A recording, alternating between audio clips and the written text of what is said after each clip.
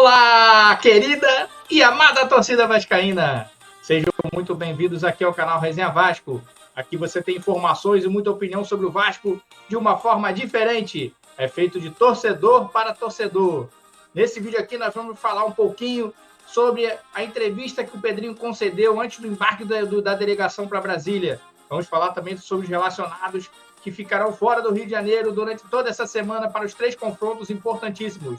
Mas antes de falarmos tudo isso, eu peço aquela curtida, aquela compartilhada aqui nesse vídeo para os mais vascaínos. E quem não é inscrito, inscreva-se aqui no canal. Vamos fazer essa resenha vascaína crescer e ser uma das maiores resenhas do YouTube. Conto com vocês. Vamos lá, vascaínos! Nesta tarde, o Vasco embarcou rumo a Brasília e antes do embarque, Pedrinho concedeu uma mini coletiva aos amigos do BTB Esporte e do podcast Cruz Maltino. Nessa entrevista, o Pedrinho confirmou que está em negociações com o Fernando Diniz. Vamos dar uma olhadinha. E a gente fez o desligamento do Carille. E com relação ao treinador, assim que a gente fez o desligamento do Carille, a gente entrou em contato com o Diniz e com o staff do Diniz para que a gente pudesse começar a negociação. Então a gente está em processo de negociação com o Fernando Diniz. Se você perguntar quantos % para fechar ou para não fechar, não tem isso ainda, porque é recente, porque eu sempre respeito o treinador que está no cargo, para assim que sair a gente ir para uma outra direção. Então a conversa está nesse pé com o Fernando Diniz, iniciando uma negociação, pode ter um desfecho positivo, pode não ter, e aí quando tiver uma situação muito mais clara sobre a questão do treinador, a gente volta a falar. Eu agradeço a vocês, que vocês estão sempre aqui, com muito respeito mesmo, peço desculpa por qualquer coisa e mais pra frente a gente fala novamente, tá? Show de bola, presidente. Obrigado, tá bom? Obrigado, tá? E com relação... Então, como podemos observar, Pedrinho confirmou que o Vasco está em negociações com o Diniz. De negociações estão em fase inicial, ainda em contatos iniciais, mas que a negociação existe sim, e que assim que ele tiver algo de mais concreto, ele vem a público para falar sobre esta contratação do novo treinador vascaíno. Nós ontem analisamos, fizemos uma live e vimos que sim, o Vasco precisa urgentemente de uma mudança, algum choque de realidade nesse elenco, nesse departamento todo do futebol, já que na partida contra o Operário foi uma partida decepcionante. Pedrinho também, nessa entrevista, comentou sobre as distorções nas palavras que ele vem falando pela imprensa. Por isso que ele tem se mantido em silêncio nos últimos dias. Ele se diz chateado que ele fala uma coisa e a imprensa ou outros órgãos distorcem. A imprensa não, uma parte da imprensa, né? Não são todos, alguns distorcem o que ele fala, botando fora de contexto ou distorcendo as palavras. Vamos ver como foi o Pedrinho, o que o Pedrinho falou a respeito disso. Papo com vocês para realmente esclarecer para o torcedor, tirar algumas dúvidas. Mas eu tenho percebido que todas as vezes que eu falo, o efeito não tem sido positivo para o que a gente quer para a reconstrução do Vasco. Algumas pessoas com diversos interesses, sejam eles pessoais, políticos, ou porque participaram da venda da 777, enfim, acabam distorcendo e tirando de contexto completamente as minhas falas. E eu posso dar alguns exemplos aqui. Por exemplo, quando eu vou falar da 777, obviamente jogam para debaixo do tapete como se tivesse sido um problema de 1915, e o problema é atual, e um dos grandes problemas até pela reestruturação que a gente tem que fazer. Quando eu falo da recuperação judicial, onde eu coloco meus próprios bens, jogam para debaixo do tapete e tiram completamente o que é a intenção da recuperação judicial, que é parte da reestruturação do clube. Um exemplo recente agora, todas as vezes que acontece um episódio que eu tenho que demitir um treinador, eles pegam os vídeos que eu falo na televisão quando eu era comentarista, e eu já expliquei isso 1 milhão de vezes. Eu tive a humildade, tenho a humildade de falar que lá na cadeira de comentarista, eu tinha uma visão, e como presidente tem diversos outros aspectos que me levam a tomar decisões diferentes da que eu imaginava como comentarista. E eu já reconheci isso 1 milhão de vezes. E todas as vezes que eu tenho que mandar um treinador embora, eles vão lá, pegam um vídeo E tem uma conotação no vídeo como se eu fosse um mau caráter, um bandido, um marginal, porque eu falava uma coisa e como presidente eu tenho que agir de outra forma.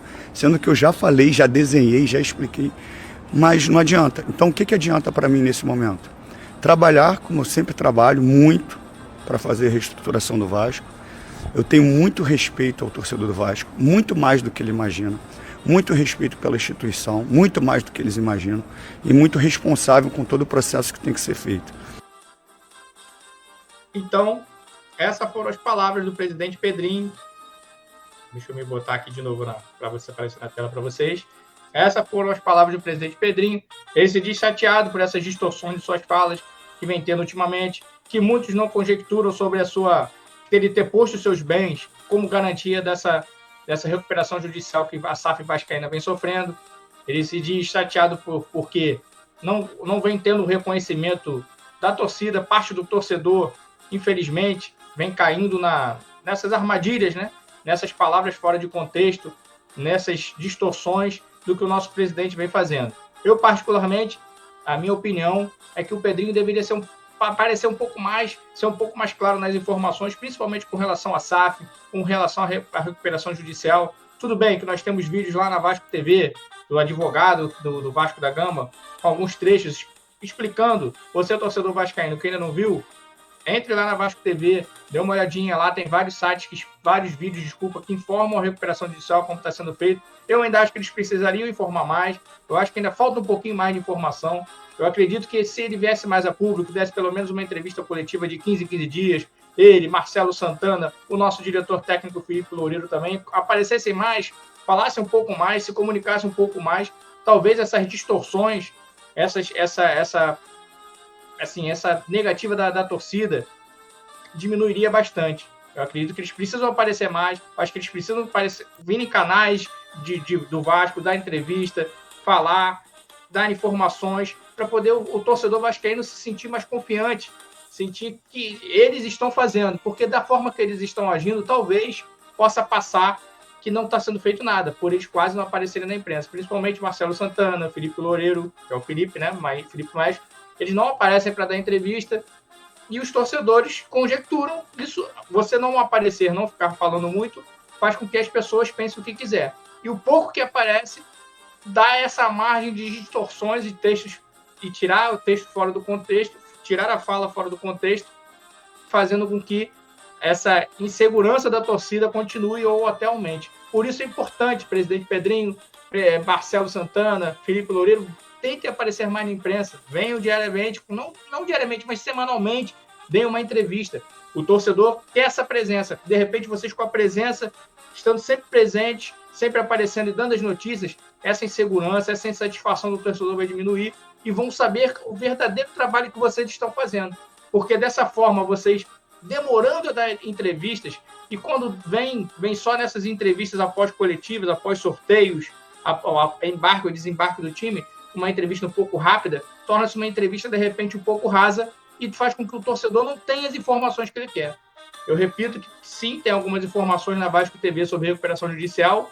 Eu peço que todos os vascaínos vão lá no Vasco TV e olhem esses vídeos com algumas explicações, mas também eu espero mais presença, mais informação do nosso presidente, do Marcelo Santana, do diretor técnico Felipe, que as informações cheguem mais, que eles apareçam mais nos canais dos canais do Vasco. Não precisa ser na imprensa no geral.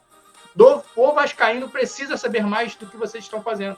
Vocês podem estar fazendo um baita trabalho, um excelente trabalho, fazendo o melhor possível. Mas devido a essa ausência nos canais de Vasco, nas mídias de Vasco, eu acredito que isso faz com que o torcedor tenha dúvidas. Ele não sabe o que está sendo feito, ele não tem a real verdade do que está sendo feito. E só vocês aparecendo, sempre fazendo, demonstrando isso para o torcedor, que essa não é insegurança, mas essa insegurança do torcedor vai acabar com relação a vocês.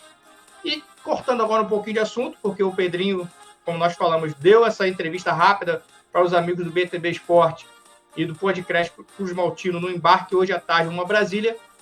O Vasco soltou os relacionados para o jogo de amanhã e, consequentemente, esses relacionados serão os jogadores que farão parte dessa semana em que o Vasco ficará longe do Rio de Janeiro. O Vasco viaja amanhã para Brasília de Brasília descansa. Segunda-feira já viaja para Venezuela, uma viagem longa para jogar contra Porto Cabedelo na quarta-feira. Só terá terça-feira para treinar na Venezuela.